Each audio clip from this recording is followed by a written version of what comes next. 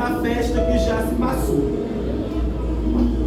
E eu não tenho tanto de eu falar, eu não sou o Júlio, mas eu tenho 2 empregos, graças a Deus, com a irmã. Mas eu gostaria de perguntar se vocês têm certeza se é isso mesmo, texto. Gálatas 2:20. Porque às vezes a gente tem a alusão, às vezes a gente tem a mentalidade de trazer um texto pela sua beleza, pela sua força, ou de trazer um texto pelo impacto que o verso, apenas um verso daquele texto nos traz. Mas a gente precisa começar a compreender e a entender que existe por trás daquele verso um contexto, existe uma história. Eu quero dizer que a história desse texto ela é terrível, ela é tenebrosa, ela não é uma história agradável, ela é uma história incômoda de se falar. E como sempre, eu sou o pregador das coisas incômodas, porque os temas bons, eles dão para outros irmãos. Irmão, é real. Porque o texto a ser tratado, nós vamos falar de uma briga entre 2 grandes homens de toda a Bíblia. O texto em que nós estamos falando de uma discussão, de uma discordância teológica, temporal, cultural e religiosa. Pedro e Paulo estão de mal. Os 2 grandes apóstolos, os caras que gritava o nome de Cristo em uma casa, e uma mulher que estava morta ressuscitou. Um homem que na primeira pregação ganhou mais de 3.000 almas. Um outro que enfrentava o sinédrio face a face, via demônios aonde alguém via lucro. Que a Bíblia diz que ele incomodava o Império Romano. Só que esses 2 grandes homens que fizeram uma grande e poderosa história estão de birra um com o outro, não se falam. Paulo, quando se converte, você sabe que ele era Saulo. Pedro já está no Evangelho há muitos anos. Pedro já está pregando, realizando milagre. Pedro já está falando das maravilhas, curando e libertando há muitos e muitos anos. Só que um belo dia, Deus resolve ter um encontro com Paulo. Um belo dia, foi um dia assim, sem esperar. Deus resolve paralisar Paulo. Deus resolve parar com a ação de Paulo. Deus resolve parar com os caminhos, com os traços de Paulo.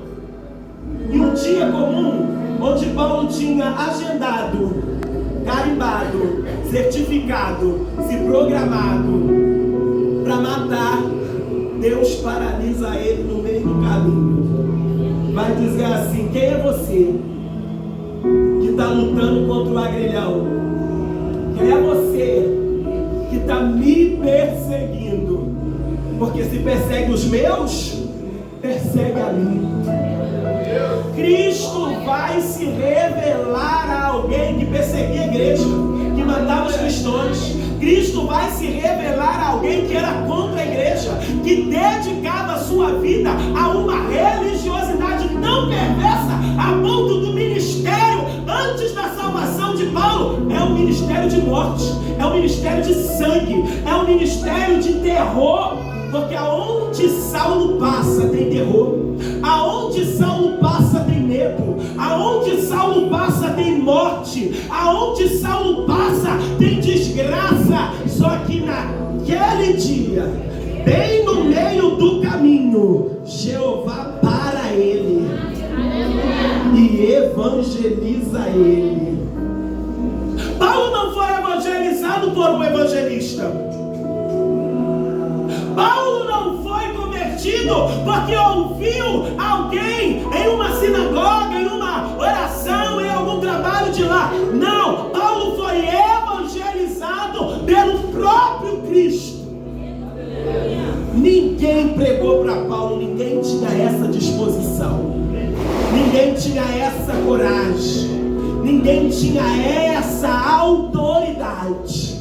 Aí Jesus desce e fala com ele tete a tete. Ninguém para Saulo, ninguém fala com Saulo, ninguém vai contra Saulo, ninguém impede Saulo. Mas quando Jesus desce, Saulo, aleluia, perde sua fama, perde sua glória, perde o seu poder, perde a sua autoridade, porque Jesus não tem medo de Saulo. O homem pode ser terrível, o homem pode tacar terror, ele pode matar, pode esfaquear, ele pode mandar na comunidade, mas se Jesus descer, ele tem que se render. Ele tem que entender que ele bota terror na cidade, mas ele não bota terror no dono da cidade. Ele bota terror em alguns lugares, mas ele não bota terror em Jesus. Jesus não tem medo de ninguém. Jesus não tem saia justa, nem assunto amarrado com ninguém. Quando ele desce, alguém tem que entender. É hora de calar, é hora de parar, é hora de paralisar, é hora de frustrar. Naquele dia Jesus frustrou o planejamento que Saulo tinha.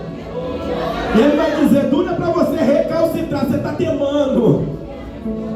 Você está temando a ponto de quem está com ele ouve a voz de Jesus, mas não vê Jesus.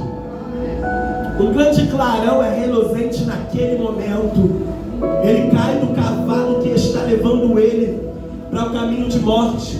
E o texto, não, eu não estou tendo uma revelação mirabolante, eu estou dizendo o texto, Atos 9, vai dizer que ele fica cego. E cego, o Senhor evangeliza ele. Não, ninguém vai ganhar galardão em cima de Paulo. E se tiver alguém para ganhar o galardão, é o próprio Jesus que é merecedor desse galardão, porque quem ganha a alma tem galardão. Então nós vamos ver que quem também,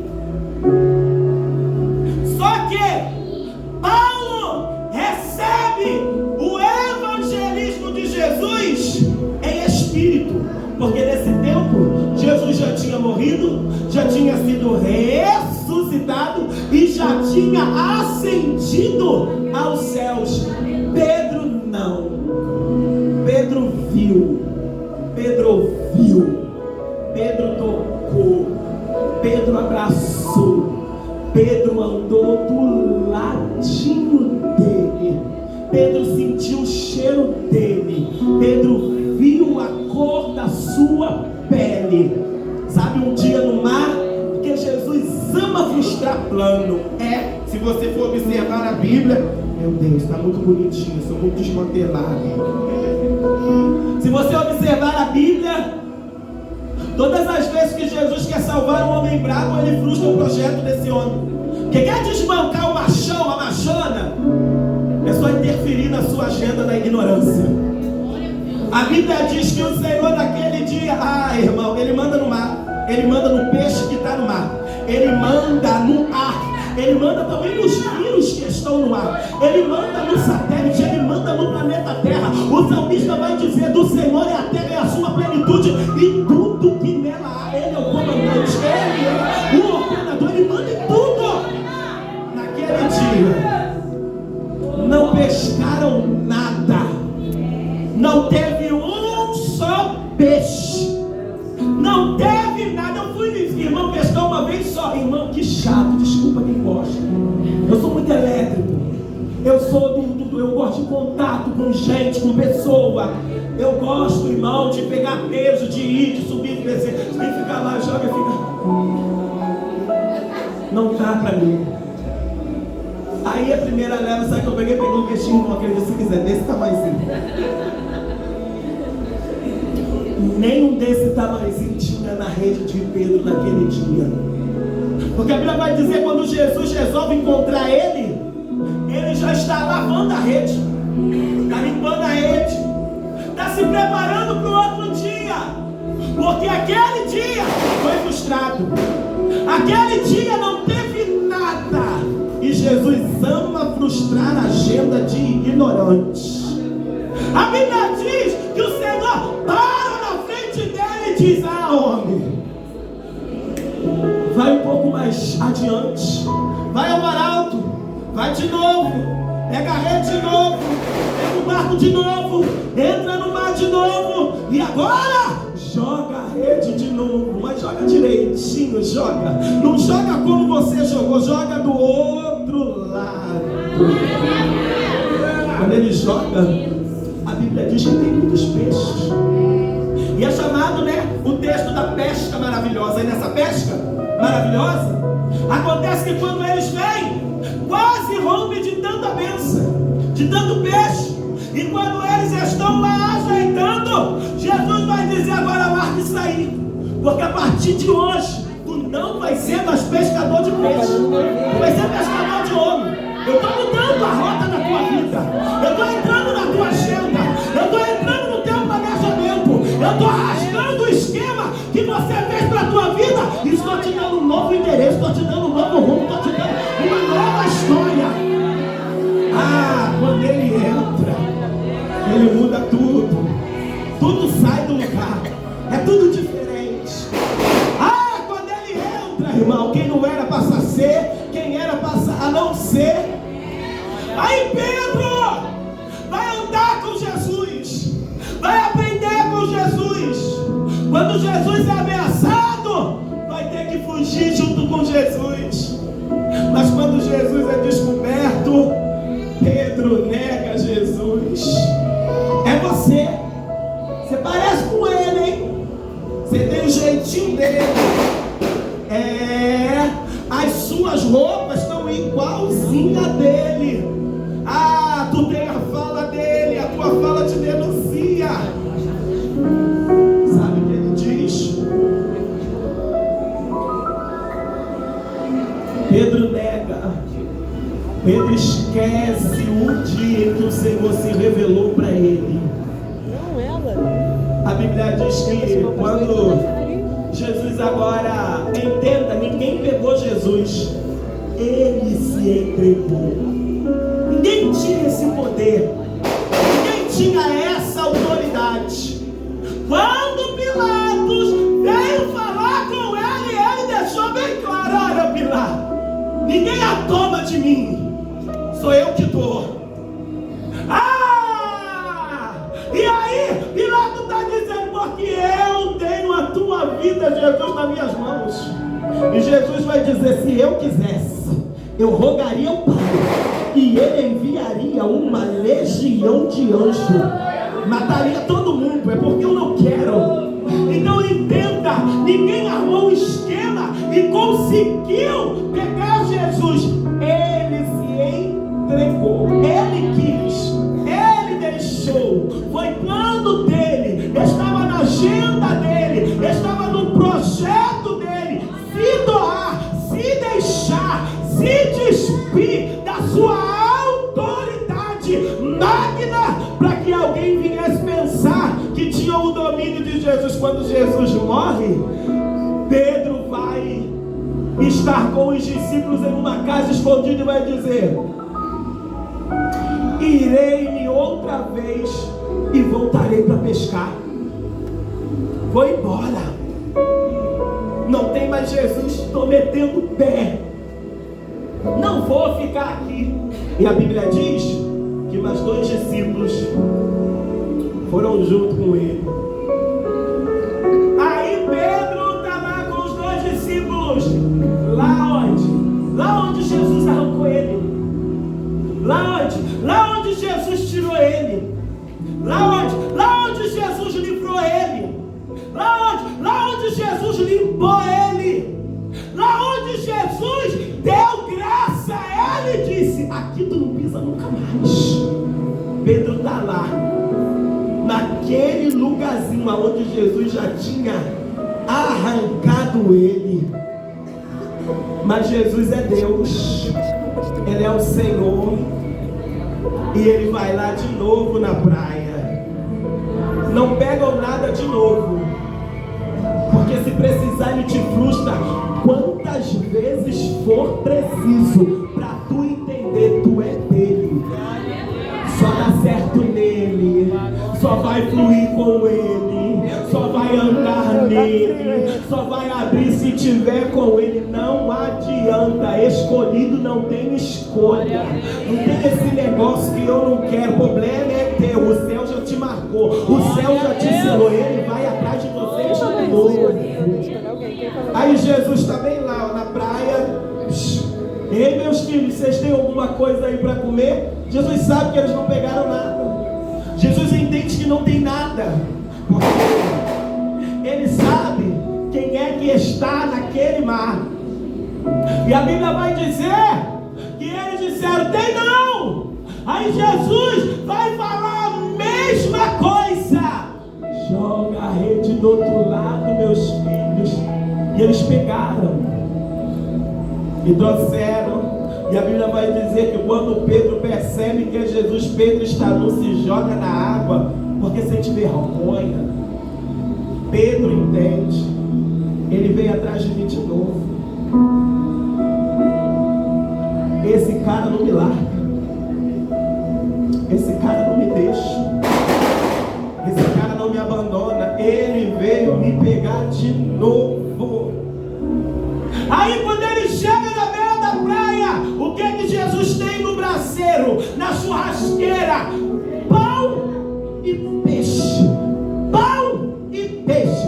Jesus se apresenta inicialmente perguntando se tem algo para comer, quando na verdade Jesus tem o que dá de comer, porque na realidade o que você precisa Ele sempre tem. Jesus sempre tem. É a gente que vai buscar em outro lugar, é a gente que vai buscar em outra rota, é a gente que vai caçar em outro caminho.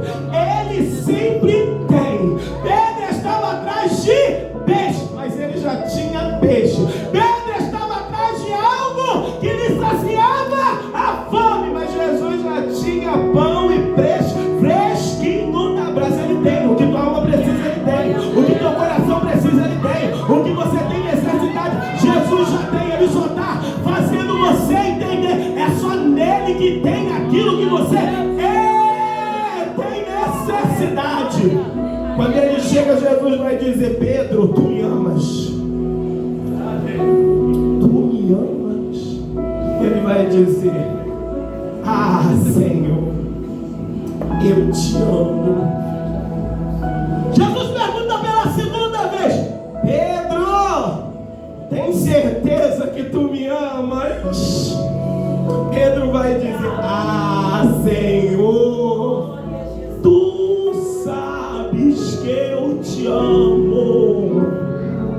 Jesus vai perguntar pela terceira e última vez, e aí, Pedro, tu me amas?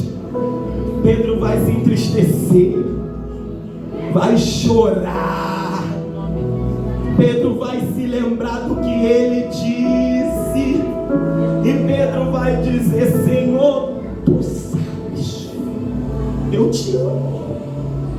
Aí o Senhor vai falar, apacenta as minhas ovelhas, hein? Porque antes tu era menino e tu ia aonde você queria, mas agora acabou esse negócio. Jesus estava se referindo quanto Pedro ia padecer e como seria sua própria morte. Vão te levar para onde você não quer. Tu vai ter que fazer o que você não tem vontade. Porque meninos, criança, moleque faz o que quer, o que dá vontade, mas homens e mulheres não, faz o que precisa ser feito. Ai, irmão, depois daquele dia, Pedro vai lembrar o que Jesus falou. Andou 3 anos com Jesus, mas 3 anos Pedro ainda era mudando. Porque Jesus disse antes da sua morte: quando tu te converteres, anuncia a teus irmãos. Pedro se converte. E aí Pedro vai pregar. Pedro vai falar com ousadia. Irmão, Pedro vai passar a sombra. Não era ele, era a sombra dele. E curando. Pedro agora é um homem de Deus. Como Saulo agora é Paulo, é um grande homem de Deus. Mas agora Saulo se converte. E Pedro é um crente velho e experiente na pista. É um crente aparentemente maduro. É um crente aparentemente exemplar. Ô irmão, foi vocês que escolheram esse texto. Não olhe para minha cara depois, querendo me matar, querendo me criticar, querendo me julgar. Eu só estou falando da Bíblia. Não sou eu estou só reproduzindo, interpretando o que já está aqui. Pedro no momento é a maior autoridade. Anos e anos após o jovem Saulo, Jesus paralisa e frustra ele também, assim como frustrou Pedro.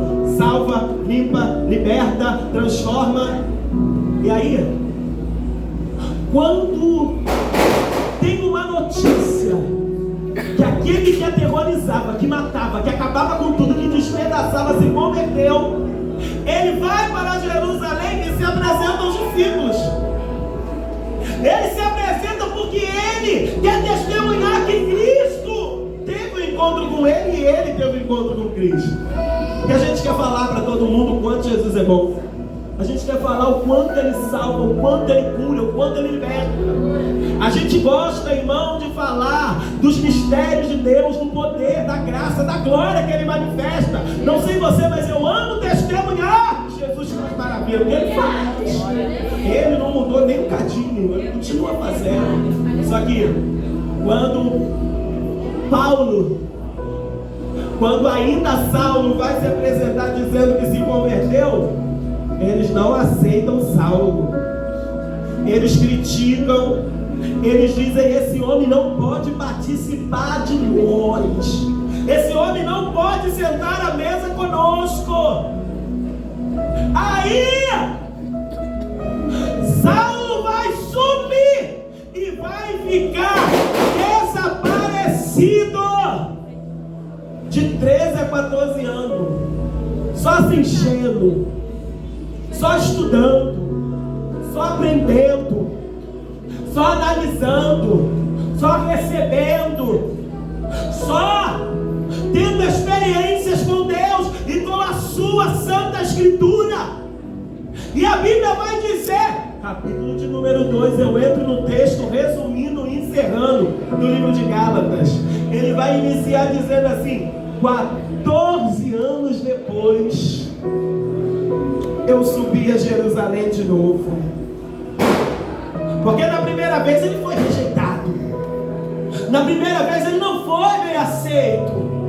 Na primeira vez ele foi, irmãos, rejeitado. Ser rejeitado dói. Só que ele não força aceitação. Ele sai de cena, vai se encher, vai aprender, vai ler, vai estudar, vai buscar experiência. E quando volta, ele não volta a Saulo, ele agora é Paulo. Ele agora é autoridade.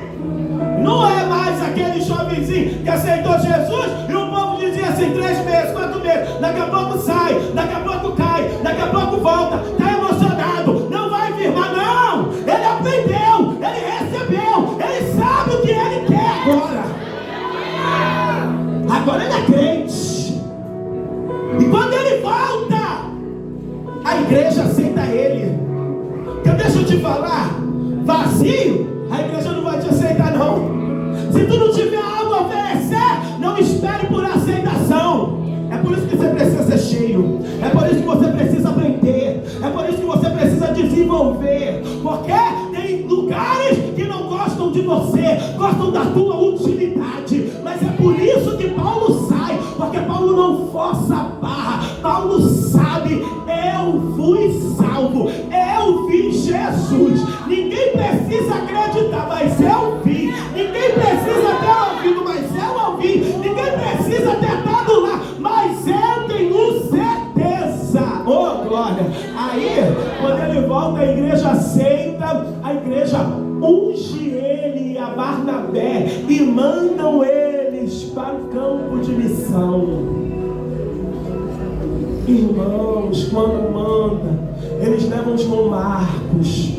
Agora tá Paulo, Barnabé e o jovem João Marcos. Eles vão para a missão. E agora, em missão, eles agora estão plantando igreja. Estão levando a semente do Evangelho. Estão falando do poder da cruz. Estão falando do Cristo que ressuscitou. Estão curando. Estão, irmão, fazendo sinais e maravilhas. Só que agora, o velho Paulo, o velho Pedro, vai de encontro ao novo missionário Paulo. E agora está tendo um grande problema. Porque Pedro foi chamado para pregar para os judeus. E Paulo foi chamado para pregar para os gentios. E agora é essa briga, essa guerra, essa patifaria, essa palhaçada. Dois grandes líderes influentes brigando por causa de costume. Igreja, brigando por causa da saia, da calça, do terno. Brigando por causa do batom, do brinco, de quem pula, de quem grita, de quem fala baixo. Brigando por causa do tradicionalismo, brigando por causa de quem é ortodoxo. Oh, irmão, aí o texto vai dizer, sabe o que? Eu vou acabar chorando esse negocinho, pelo amor de Deus. Sabe o que o texto vai dizer? Que agora está tendo uma grande briga, e a briga está influenciando os cristãos da Galácia Norte, a ponto de muitos terem desanimado, porque Pedro dizia que judeu não é crente, que só os judeus eram crentes, só os judeus estavam com a salvação, só os judeus que iam morar com Deus, que iam para o céu de glória. A salvação pertencia aos judeus. Os gentios, se quisessem ser salvos, tinham que se converter ao judaísmo e fazer a circuncisão. Pedro é da circuncisão, Paulo não é da circuncisão. Pedro é judeu, Paulo tem duas nacionalidades. Pedro fala da lei de Moisés. Leia o texto. Deixa eu te dar um conselho: toda vez que colocar um tema, leia o texto, leia, estude. Para você não pensar que o pregador tem que falar X, porque a palavra existe um contexto. Sabe o que é o contexto? É o que vem antes e é o que vem depois. Aí, sabe o que é que está acontecendo? Pedro não aceita as almas que Paulo ganha. Agora, quem é Pedro para aceitar ou não alguém? Quem é Pedro para dizer que alguém ou não foi salvo? É igualzinho aos nossos dias. Se não coloca a mesma roupa que a gente, não é crente igual a gente. Se não tem o mesmo costume que a gente, não é crente igual a gente. Se não veste as mesmas vestimentas que a gente, não é crente igual a gente. Se não fala da mesma maneira que a gente, não é crente igual a gente. Se não tiver de acordo com as escrituras da minha igreja, da minha congregação, da minha sede, se não tiver enquadrado no meu regime interno, não é crente. Aí vem Paulo dizendo: olha só, vou te contar uma história. Você não me evangelizou, você não foi me dar papel, você não estava lá. Eu não fui evangelizado por homens, eu fui evangelizado pelo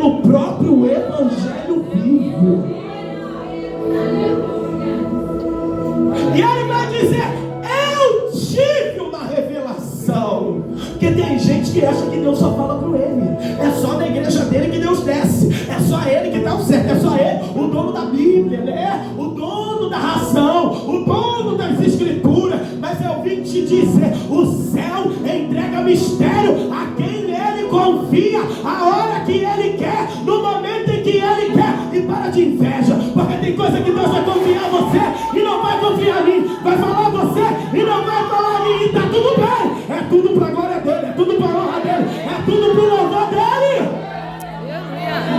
Só que Pedro não aceita, porque Pedro é muito antigo. Pedro já vem na caminhada há muitos anos.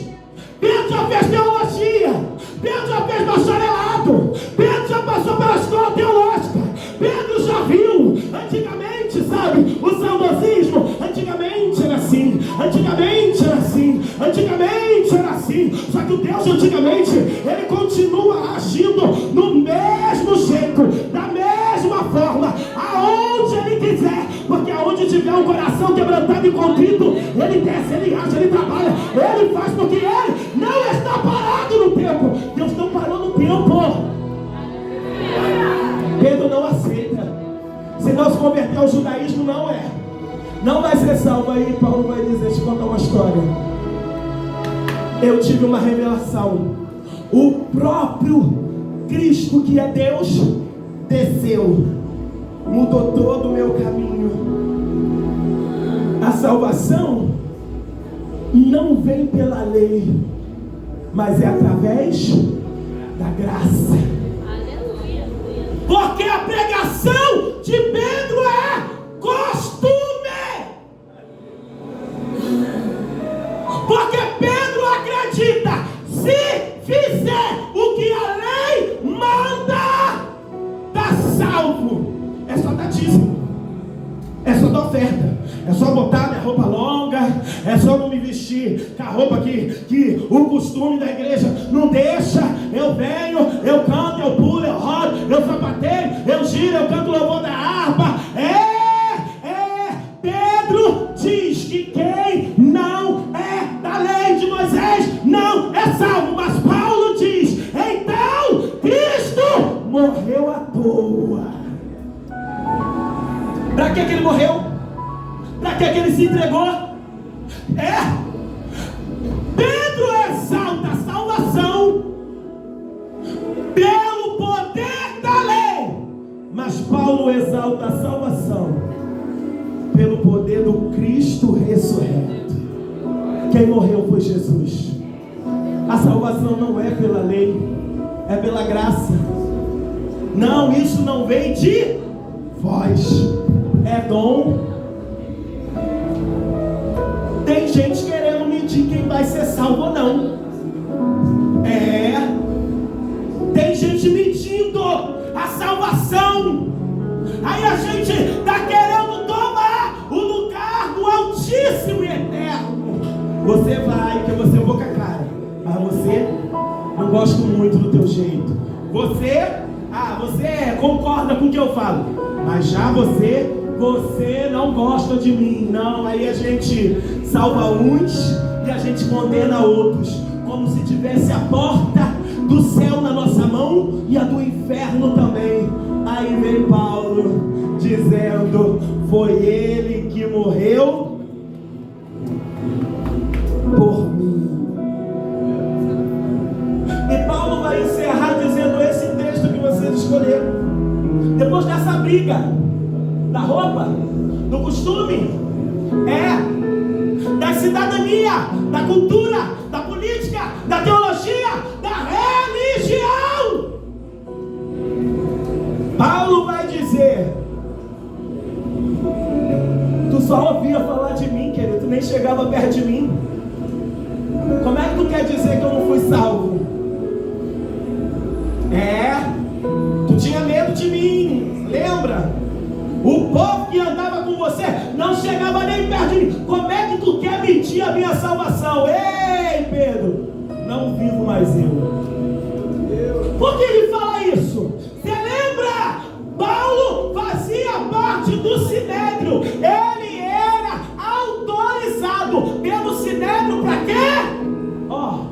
Para matar. Ele resolvia matando. Tu acha que ele ia a outro tempo bater boca com Pedro? Tu acha que outro tempo ele ia ficar discutindo com Pedro? Tu acha que outro tempo Pedro ia estar na frente dele? Pedro só está na frente dele porque ele se converteu de verdade. Porque outrora Pedro não chegaria nem perto dele. É por isso que ele está dizendo: ah, cara, não vivo mais eu, mas é Cristo que vive em mim. E a vida que eu vivo na carne, eu não vivo. De qualquer jeito eu vivo é na fé. Querido, ele está dizendo: fica com os teus costumes, fica com a tua opinião, mas eu te dou a certeza. Isso eu tenho certeza. É pela fé, não pelas obras. Se fosse pelas obras, ô irmão, a comunidade de vocês mesmo tem muitas obras sociais, mas todo mundo está cheirando aí. Está fumando. Está cheirando. Eu sei que alguns daqui tem medo, mas eu não tenho não. Pode ficar tranquilo. O cara que manda aqui é bom, é legal. Fala de Bíblia. É benevolente. Mas se não se converter, não tem salvação. Não é pelas obras, é pela fé em Cristo Jesus.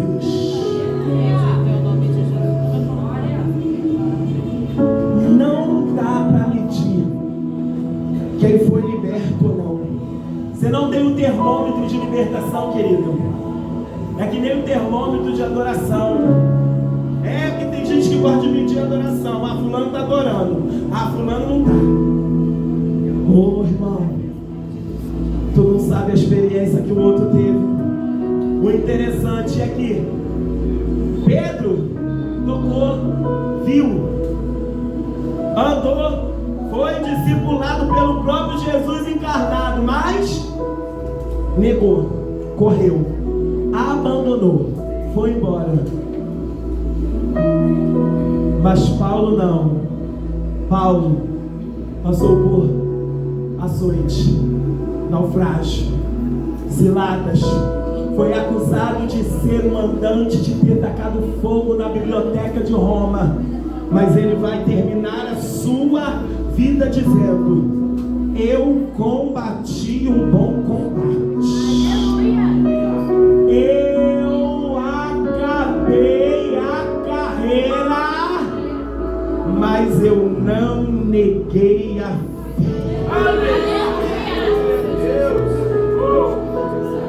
Não viu como Pedro viu, não tocou como Pedro tocou, não andava com a roupinha que Pedro andava, mas teve uma firmeza que Pedro não teve.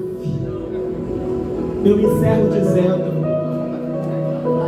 Pedro é necessário para a igreja, mas não é o único da igreja.